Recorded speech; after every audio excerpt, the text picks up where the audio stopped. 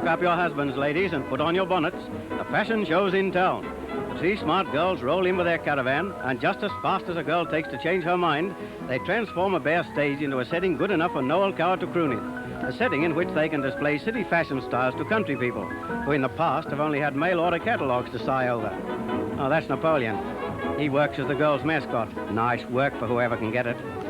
Three smart girls present the bride's wedding day. Day, we said. All set now for the awakening scene.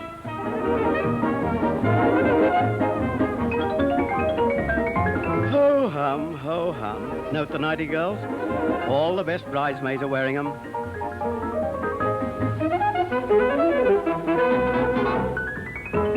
Wake up, Chlorine, my sweet. It's your wedding day.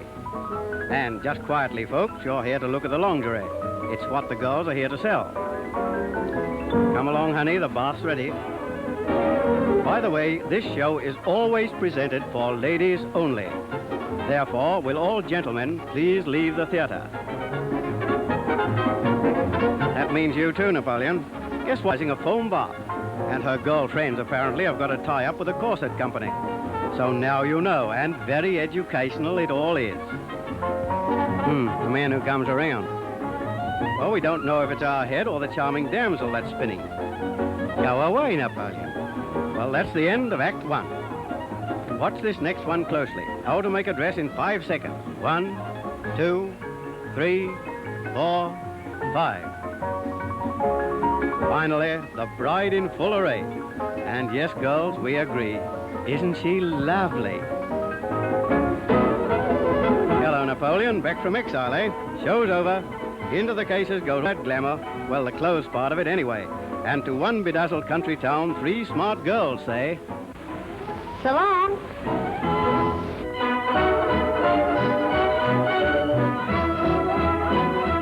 Answer to any maiden's prayer these days. Stockings that won't slip, wear, tear, ladder, or run. With silken hosiery or wartime rarity, with a new pair a week straining milady's purse, many of our fair young damsels may sport as sheer a legging as this, come summer. Yes, even to the seam. Guaranteed to stay straight, unless the lady breaks a leg. Seems nice work, if you can get it. Say, that's all right, isn't it? And look at those beautiful... Well, I'll be, but don't try snapping them, brother. Oh, but what happens, pal, when a lady comes in to buy a hand-painted evening gown?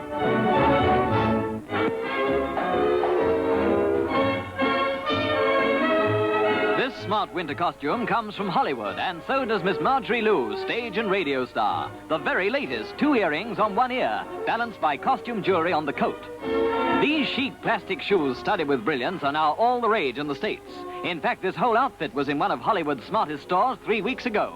But this, the pièce de résistance, is something really hot off the griddle for the gals. What is it? A bathing suit.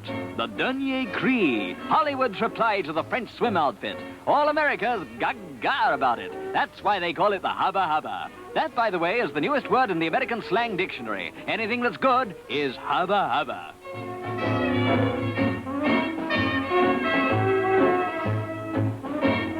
Marjorie shows you how to don this interesting problem in geometry. Yes, and she'll do more than that. She'll show you how to wear it.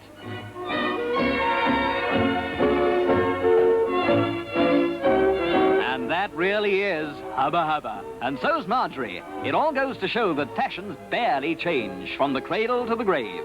These are the first published pictures in Australia of the Hubba Hubba.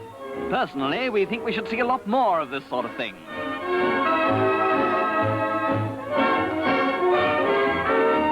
There's sure to be plenty of controversy when the Hubba Hubba hits the beaches. We asked the boys around the studio, and their reply was unanimous.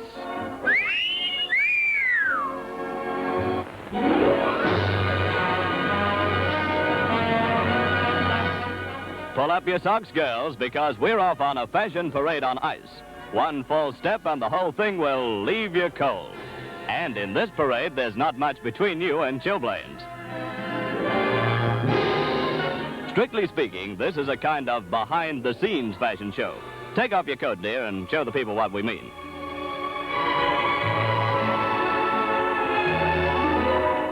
For the girls in the audience who simply must know all the details, the bra is the strapless highline type, I think, and these girdles are called friskies.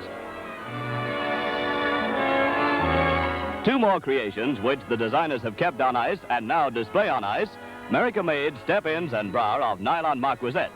They have the advantage of drying quickly if you should slip in the middle of the rink. This show's designed to show the freedom of action that modern foundation garments give. And there's action free enough for anyone. Don't believe me? Well, here it is in black and white. Black satin highline bra and white center pole step-ins. A quick action fashion display that fairly sets your head spinning. Whichever way you look at it, it's a mighty novel presentation. And here's marquisette and nylon again, girls. Fashions that can be shown on ice, but can always be sure of a very warm reception.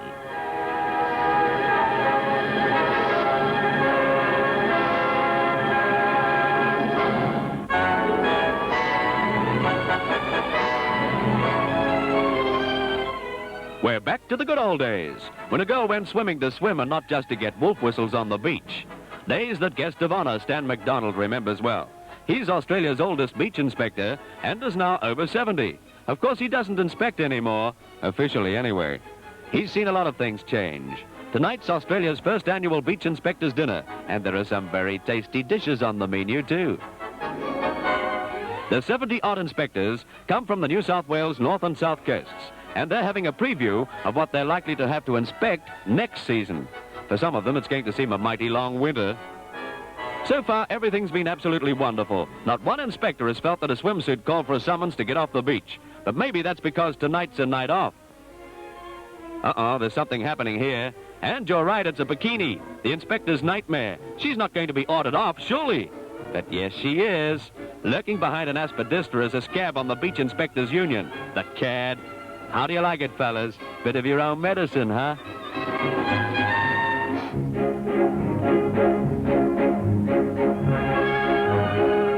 There's nothing new in women's hats, men. This one dates back to 1660, and 10 years from now it will be all the rage. Like this one, inspired by George Lambert's Lottie the Lady, and shown at Melbourne's Hats Through the Ages exhibition. La Belle Chauffeurs, painted last century by Sir William Nicholson, gets a new twist. A bit of alteration here and there, and it would be ideal for the races. The price would probably get altered too, though. Portrait of a Lady dates back to 1500 and was painted by Antonis Moore. But to milady, this hat would be the very latest. Sir John Longstaff's famous painting, The Black Hat, comes to life to prove that women's hats never get ahead.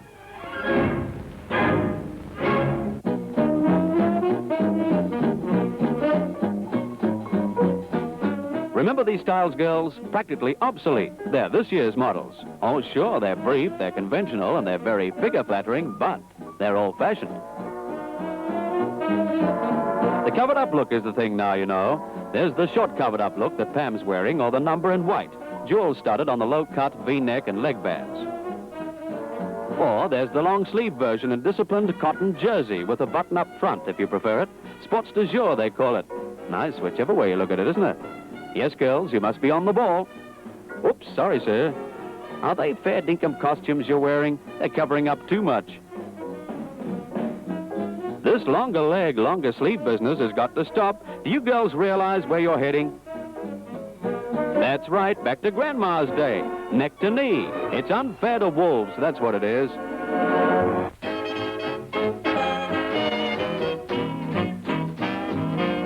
Diamonds worth £125,000 are highlights of a fashion show in aid of legacy, with lovely Sydney lasses showing furs, jewelry and frocks worth a cool $150,000.